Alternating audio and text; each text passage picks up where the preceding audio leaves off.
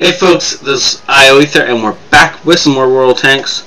So I decided I like the face cam, so I think I'm going to keep it. I hope you do too, because it's here to stay. So this is Ronnok in his FV215b 183, aka the Destroyer of Worlds. Yes, you can't see my raised fist, but now you can! So, he is of course loading the Hesh. However, since the penetration has been nerfed, and the whole thing in general has been nerfed, it's less effective, so it has to be used with more skill now. And let's, I honestly don't care what your name is. If you're not the hero of our story, or one of his platoon mates, I don't care. I really don't. So, Ashen is over there in his AMX50B. We saw what his game looked like the other day. And so, honestly, I hope he doesn't have a game as good as that. And enemy vehicle destroyed. See, that's just me picking on somebody much, much smaller than you, Ronnok. That 1390 had feelings. And of course, I'm only saying this because I like driving my 1390. It's not the point at all. Oh, wait, no, Seth is in this platoon too. Seth, there he is, up there. I don't know why. Oh, I see. I understand now. Because orange and green make orange, or sorry, orange and green make green. So it didn't really show up as something yeah, you know what I mean. But Seth is coming back as we now realize that the 8 line has no one on it, because our entire team, including Ash, has lemming down the 1, 2, 3 line.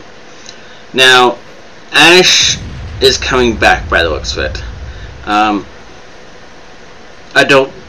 It's probably because either Ronnok or Seth, or maybe Ash, realized there was no one on this line. And so Seth is going to go do some scouting. He wants to see if he can get into a position where he can at least light tanks. Nope, he is actually going to... No, I don't know what he's going to do now. Oops. I don't know. Apparently he's trying to make me look like I don't know what I'm talking about, which isn't particularly hard. And so now he's going to go over and down the actual 8 line and start lighting tanks for us. Ronnok is going to get himself into a position where he can ambush them when they come through that gap. And I don't think Seth is going to push any further than that. He wants to light them as they come around this corner, so everybody knows. Ooh, well, I mean, if you insist. Anyway, Seth is just going over here to light them as they come around the corner, so they know when they're going to hit this pass. Till Seth lights somebody, Ash and Ronnok are going to continue killing any tanks that they see they're a threat on this side, because there's no point in defending that if there's nothing to defend it against. It looks like most of their tanks are actually pushing up the 1, 2, 3 line, or rather the 1, 2 line, with a few tanks in town, and the guys...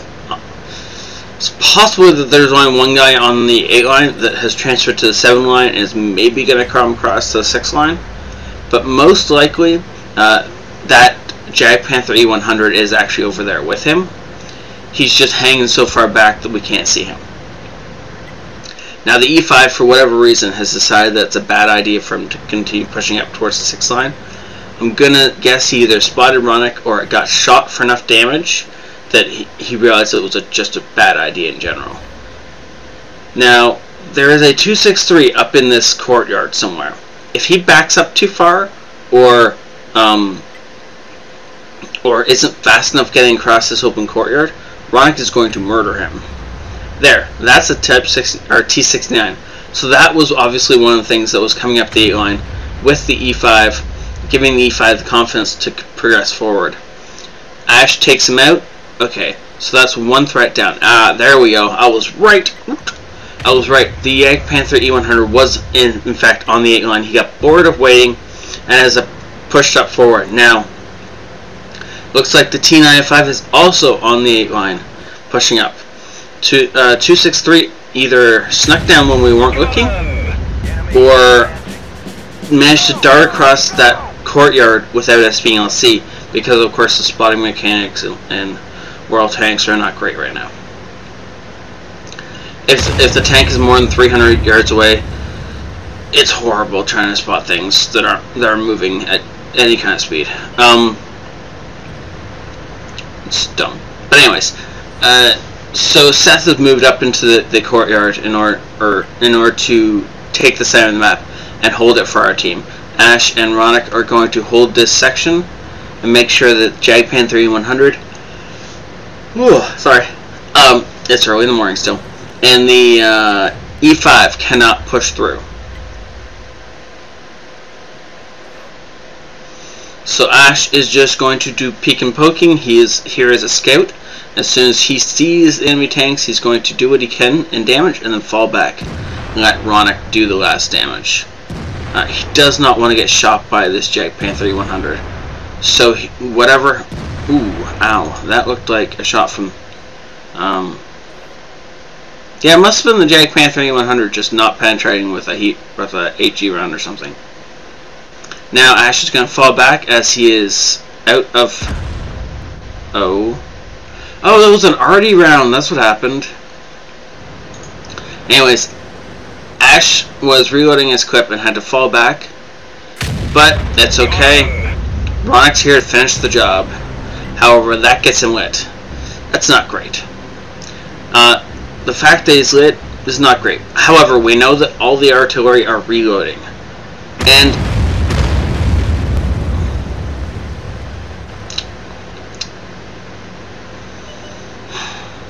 apparently I'm wrong. None of the artillery were reloading. So, yeah. Well, now they're reloading. Actually, no. As I said that, they were in fact reloading because they had just fired a shot. Yeah, we'll go with that. Okay. Yeah. So our artillery is firing at... I have no idea what. As we can't see any of their tanks. We do know there's a T95 on the 8 line still. And Seth is hunting down their E5. So we know where he is. So there's no point in worrying about the 8 line. Oh no, wait. That's a different E5. There is still a threat on the 8 line. Now, I'm gonna say these two are platooned up. Are they platooned up? Let's hit tab and see. They're not. Never mind. So yeah, it's quite possible that we still have an E5 pushing up this 8 line then. Our Chaffee is going to see if he can light anything, and Seth is going in with him to make sure he doesn't die. And that is a T95. Ronnok is not likely to fire at the front end of a T95. However, the T95 fired at him, and where did that shot go in? Oh, I can't tell. Must have gone into his side.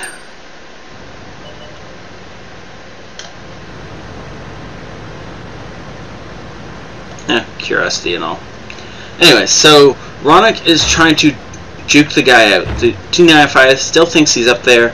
He thinks he's going to, if he pushes forward enough, he can climb the ramp and get another shot on Ronnok. However, Ronnok's going to wait until he thinks the T95 has pushed far enough forward, and is going to come in this corner and hopefully see the back end of a T95.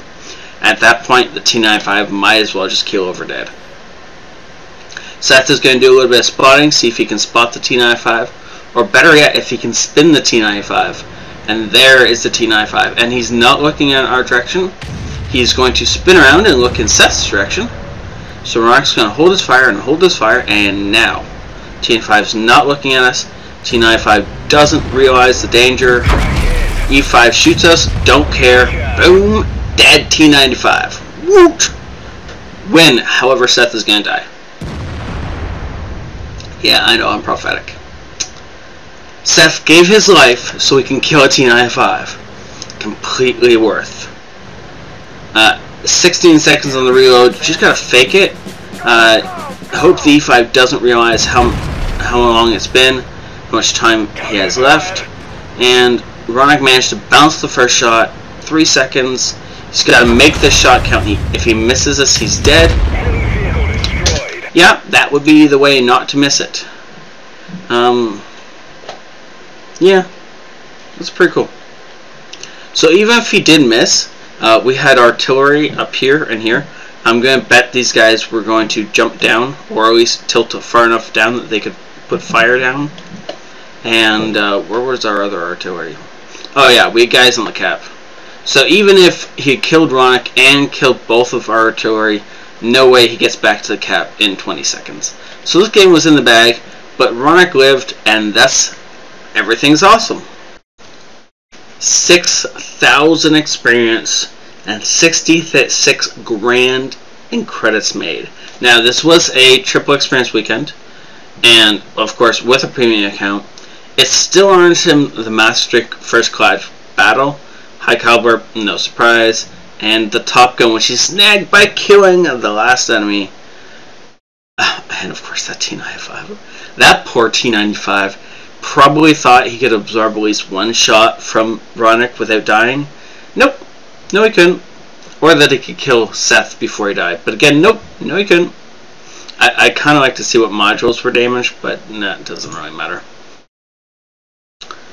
All the damage. 7,000 damage dealt. Wow. That's amazing. I mean, it is a destroyer of worlds, but still, it's a tier 10 game. Yeah, right? 6 shots fired, every single shot hit the target and penetrated, doing massive damage.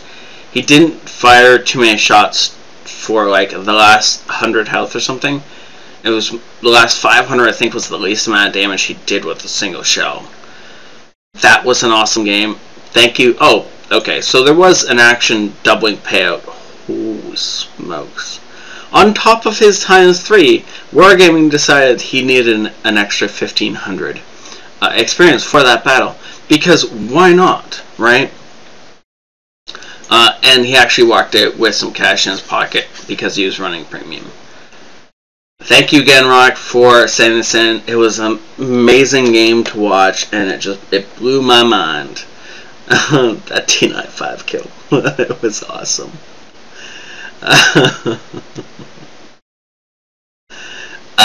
If you liked it, please hit the like button. If you disliked it, hit the dislike button. Leave a comment.